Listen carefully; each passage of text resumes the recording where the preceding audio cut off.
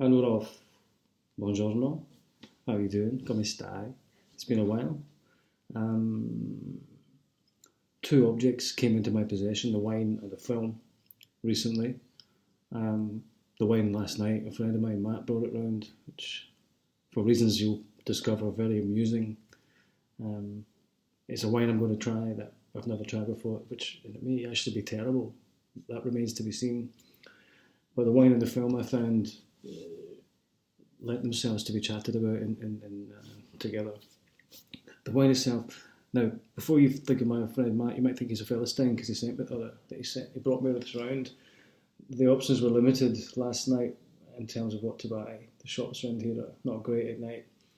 This is a wine called Pinotage. Pinotage is from South Africa, from Western Cape. A wine a grape very much worth talking about actually. As you can see, it's a bit of a generic brand, but let's not be judging. I've not drank it yet. And it's a wine I actually want to drink more of, Pinotage, but it's hard to find decent ones. It's hard. It's a bit like Sean Connery there.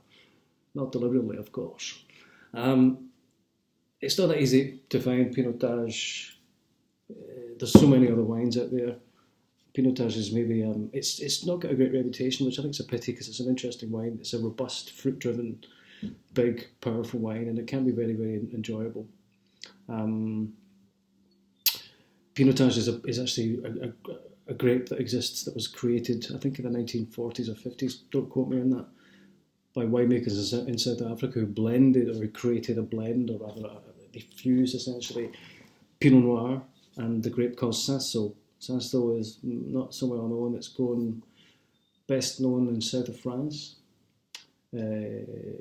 It's used as a blend in the kind of southern red wines of southern France, the Rhone and so on. So it gives good structure, it's good tannins.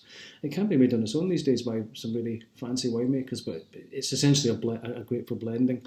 Some of the lovely Provence rosés as well are made with Cinsault. Anyway, it's a wine that likes heat, so obviously it grows quite well in South Africa, and the Pinotage grape subsequently became the equivalent of Malbec in Argentina. It's the signature grape of South Africa. And that alone makes it of interest, I think, because it's quite unique. So let's try it anyway, because as I say, I have no idea what to expect with this wine.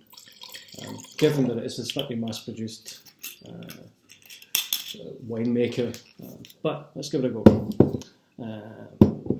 Okay, right. Somebody's playing music upstairs. Nice nose, fruit, red fruits. Quite sweet fruit.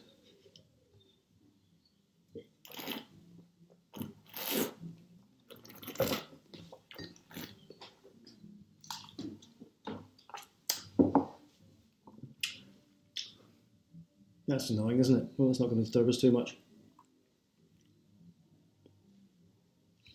You know what? It's actually rather nice.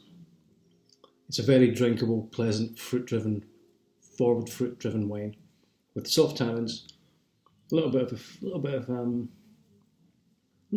peppery spice, a little bit, mostly fruit and soft, kind of smooth finish. That's a very drinkable wine.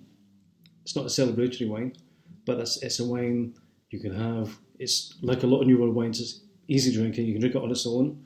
I wouldn't recommend drinking too much red wine on its own. It's always better with food, particularly a wine that's a little bit alcoholic, 14.5%, I think.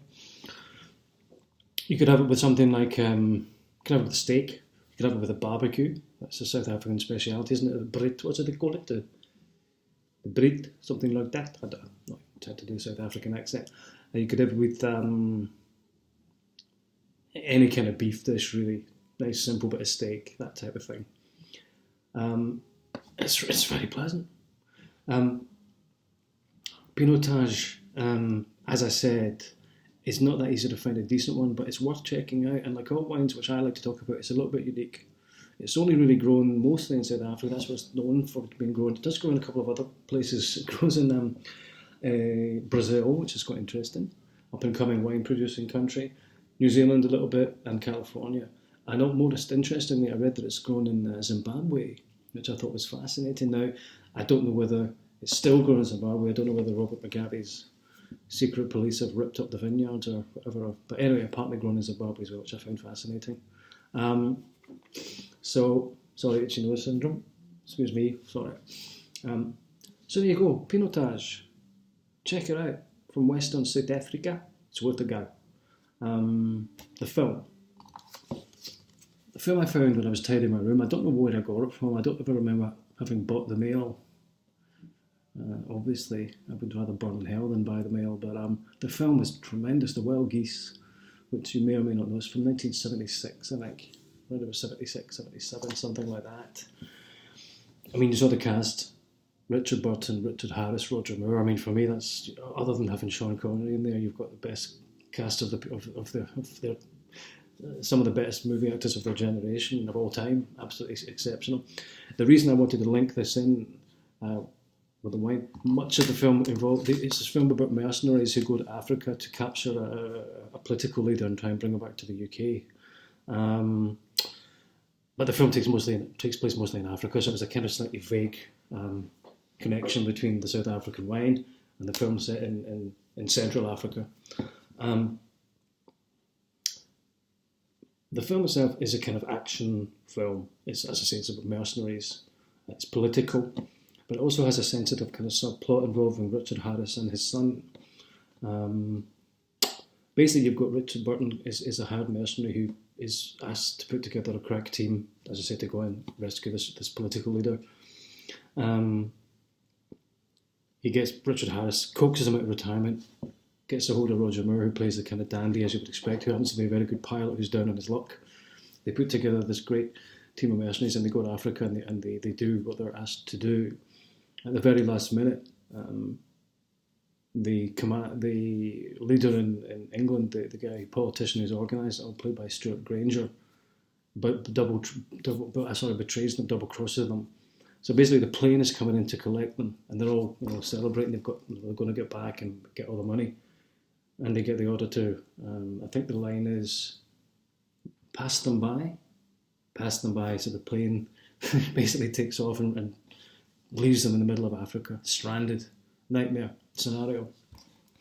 And the majority of the rest of the film involves them trying to get back to Britain, and also, as you can imagine, the problems that arise trying to fight off these African soldiers and various other kind of problems arise on the way. It's a fantastic film. It's got the action stuff. It's got a great cast. As I say, it's got a very sensitive subplot involving Richard Harris and his son. Great soundtrack, a great title track sung by Joan Armatrading. It's political, it's sensitive, it's powerful. It's just a fantastic film. It's just great fun. Watch the Wild Geese as soon as you can. If you've not seen it, you'll love it. If you have seen it, you'll remember how great it is. Excuse me, pardon me. So there we go. Wild Geese, Pinotage. Bear that in mind. Check them out if you get a chance, and arrivederci. Thanks for watching.